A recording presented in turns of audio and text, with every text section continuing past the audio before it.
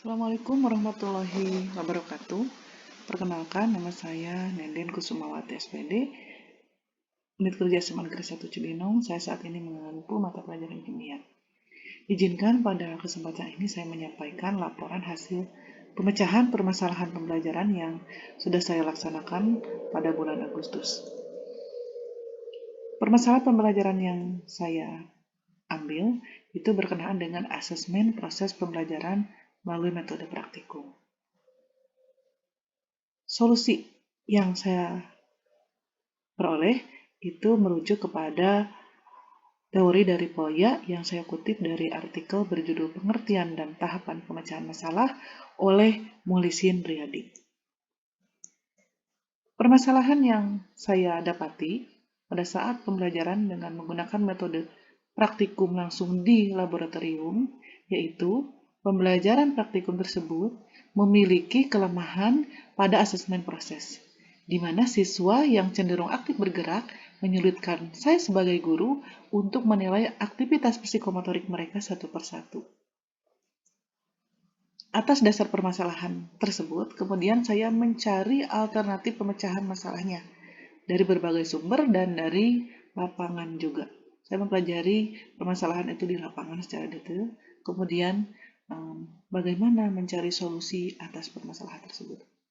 Alternatif pemecahan masalah yang saya dapati ada dua. Yang pertama, siswa diharuskan merekam seluruh aktivitas prakteknya dalam bentuk video. Kemudian yang kedua, metode praktikum bersifat demonstrasi dengan pembelajaran kooperatif.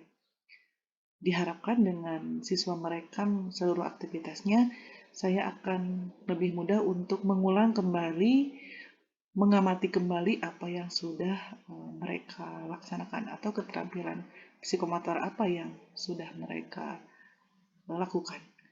Kemudian yang kedua, dengan metode praktikum yang sifatnya demonstrasi, peluangnya bahwa si siswa ini hanya terpusat pada satu tempat. Itu juga memudahkan untuk memberikan asesmen proses. Dengan berbagai pertimbangan yang saya lakukan, kemudian saya mengambil alternatif yang paling mungkin dari dua alternatif yang didapat di atas. Yaitu, saya mengambil alternatif pertama, di mana siswa diharuskan merekam seluruh aktivitas prakteknya dalam bentuk video, dan kemudian pembelajarannya bersifat cooperative learning atau dilakukan secara berkelompok. Untuk mewujudkan atau untuk merealisasikan pemecahan masalah yang saya sudah dapat, saya menuangkannya dalam bentuk kegiatan pembelajaran dengan langkah-langkah sebagai berikut.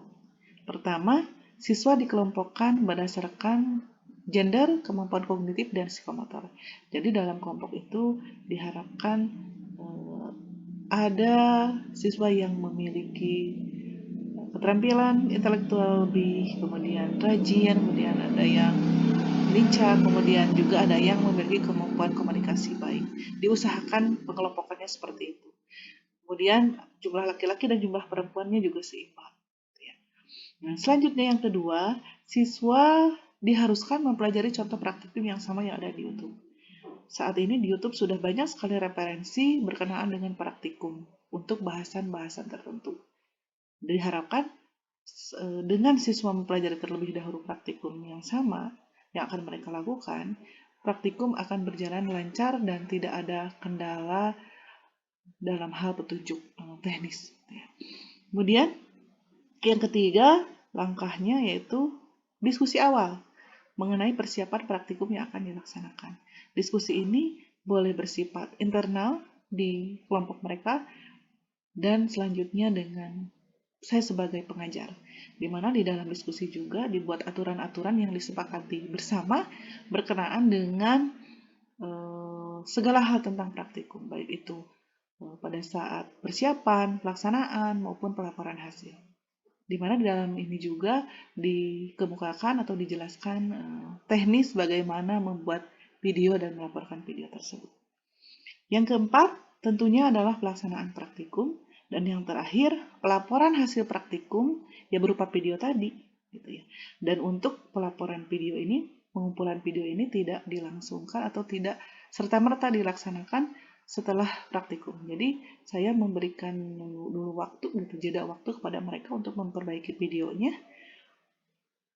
dalam hal ini mungkin bahasa sekarang itu diedit dulu gitu ya, sehingga hasilnya baik dan dapat mewakili berbagai hal berkenaan dengan apa yang saya butuhkan untuk asesmen dan lain sebagainya.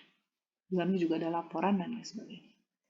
Nah, dari proses atau kegiatan pemecahan masalah yang saya sudah terapkan, hasilnya ternyata asesmen proses praktikum itu menjadi lebih mudah, lebih teliti dan lebih detail, sehingga objektivitas hasil penilaian lebih terjamin.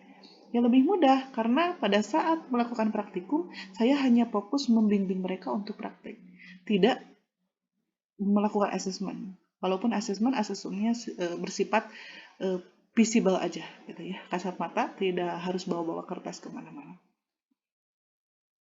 Kemudian lebih teliti dan lebih detail karena penilaian itu lebih akurat gitu. Berdasarkan indikator-indikator penilaian yang ada, kita akan mudah melihat gitu ya dari video yang sudah dibuat, bisa diulang-ulang gitu ya. Melihatnya, mengamatinya. Kemudian selanjutnya objektivitas. Jelas objektivitasnya akan terjamin. Karena di video itu terlihat saya tugaskan bahwa semua anggota kelompok itu harus terlihat aktivitasnya. Ya. Dan diharapkan dengan adanya proses asesmen seperti ini, maka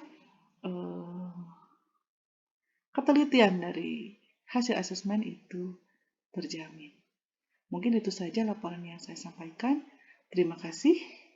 Assalamualaikum warahmatullahi wabarakatuh.